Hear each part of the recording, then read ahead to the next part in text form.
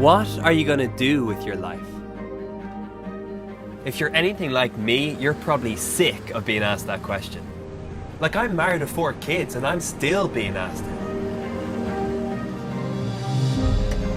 For some people though, their answers are on the tip of their tongues. I'm going to be a doctor. I'm going to be a marine biologist. I'm going to be a pilot. For me, explaining what I do often causes an interesting reaction. I talk to people about God and faith. Now, sometimes I love this because it opens up a conversation about what we believe, and other times I dread it because I'm afraid of being labelled a fanatic or a holy Joe. The arguments made against the existence of God are everywhere. Books, websites, and all sorts of people can be quite vocal about it. I want to present the other side of the story and start an honest conversation about questions of faith and belief that we all struggle with. So let's start with a question. How did we get here? Or better yet, how did all this get here? Did someone or something create all of this, or did it start by itself? Is it possible that the universe has always just been here, with no start and with no end? These questions have been puzzling philosophers and challenging scientists for thousands of years. Take Plato. He was one of the most influential thinkers in history.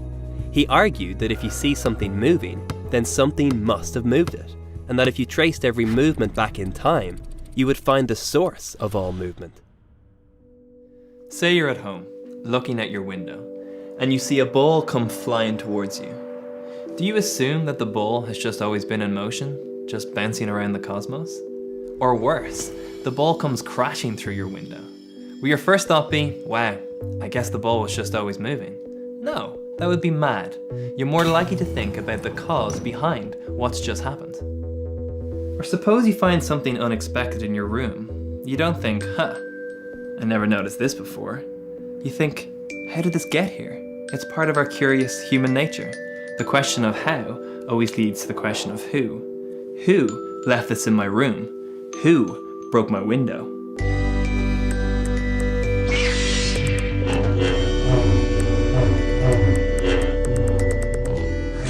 Let's consider a much bigger ball in motion, like our planet. Our beautiful green and blue rock travels through space at 67,000 miles per hour, rotating at 1,000 miles per hour. So here's the question. What or who kicked this off? What keeps it going?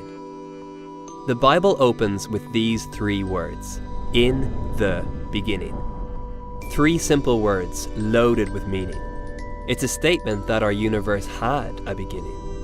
But does this line up with what scientists have discovered about why our universe came to be? Early in the 1900s, Edwin Hubble, of telescope fame, contributed greatly to the scientific theory of an expanding universe. Hubble argued that not only is the universe expanding, but that it sprang into being from a single point in the finite past. Scientists used to assume that the universe had always just existed. Scientists like Hubble now show us that the universe had an initiation event or starting point.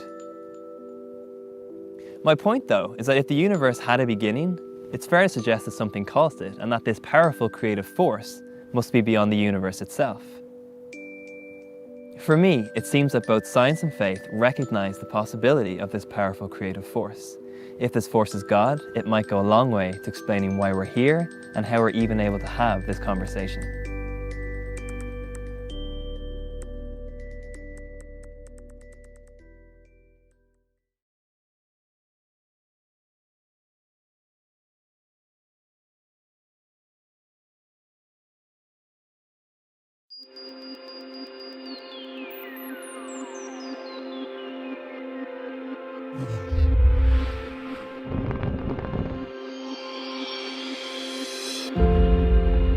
People often assume that science and faith don't mix, that you have to choose between the two. Or someone might say, this faith stuff is interesting, but I'm more of a science person. I don't think it needs to be as black and white as that. As in, I know loads of people that are really passionate about their science, but they believe in God. And I also know that having a faith doesn't mean that you have to ignore science. In fact, many important theories and discoveries about the universe have come from people of faith. Take Blaise Pascal, Isaac Newton, and Robert Boyle, just to name a few. While people debate the differences between science and faith, most would acknowledge that they attempt to understand the universe. Science can help us to understand the how and the when, while faith can help us to explore the who and the why. The more we delve into science, the more we discover how incredible and how unlikely that life exists at all. Take the English physicist Paul Davies. He says that the laws of physics seem to be the product of an exceedingly ingenious design.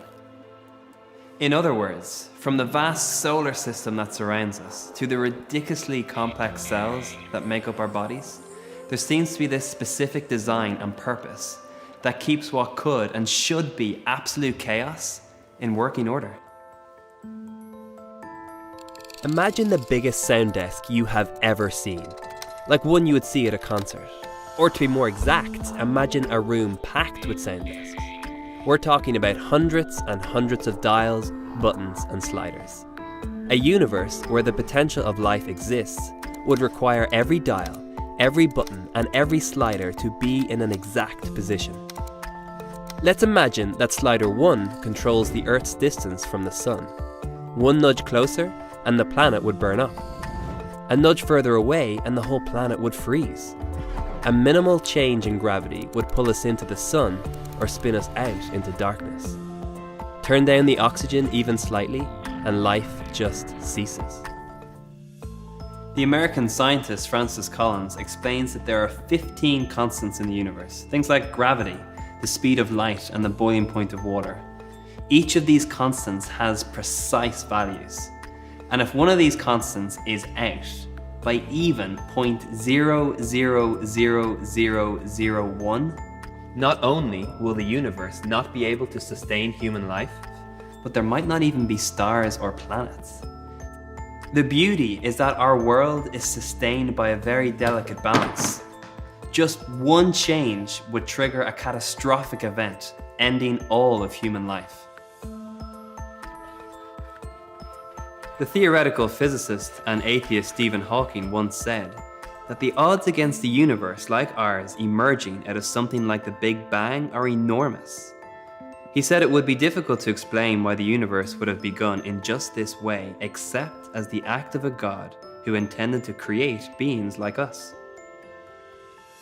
That's a significant statement from a once-in-a-generation kind of genius. But to be fair to Hawking, although he recognizes God as a possible answer to understanding the complexity of the universe, he is working alongside other incredible scientific minds to offer alternative explanations.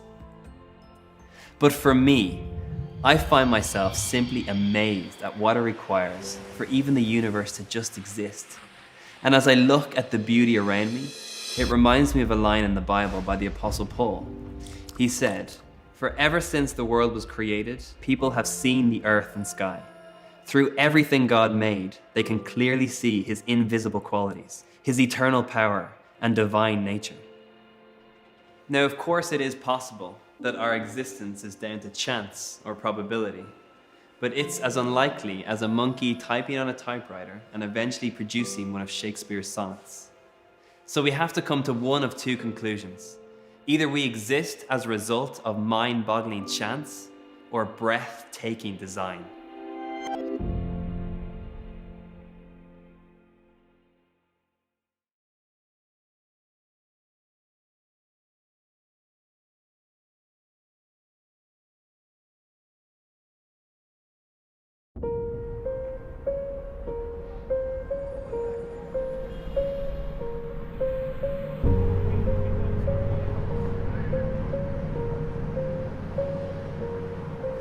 We've looked through the telescope and the microscope at arguments for the existence of God. And as interesting or compelling as they might be, they are out there arguments. To do this conversation justice, we also need to look at the in here. Like, we all have this shared sense that this life matters. We'll say something like, "Don't waste your life." But the only thing that can be wasted is something precious or something valuable. Or in moments of great joy and satisfaction, we'll say something like, "I just feel like I was put on this earth for this specific reason," or "I just feel like I was meant to do this." Are we delusional? Is this just how we make sense of a senseless world? And apparently we're the only ones on this earth that are asking the question, what does this life mean? If there is no God, then although this place is beautiful, even we are beautiful, we are just an accidental arrangement of atoms. Although it might seem cold and it might seem harsh, but take God out of the equation and there's no defined purpose for which we are made. Now, this is not to say that we can't make a purpose for the here or now or even for our lives, but where does the impulse to create and discover meaning come from? Think about the stories that take our breath away. Are they not just merely words and themes designed to provoke a reaction in the brain, driving us to believe we can create a better world? What about love? In a world without design or intention, love is simply a biochemical response.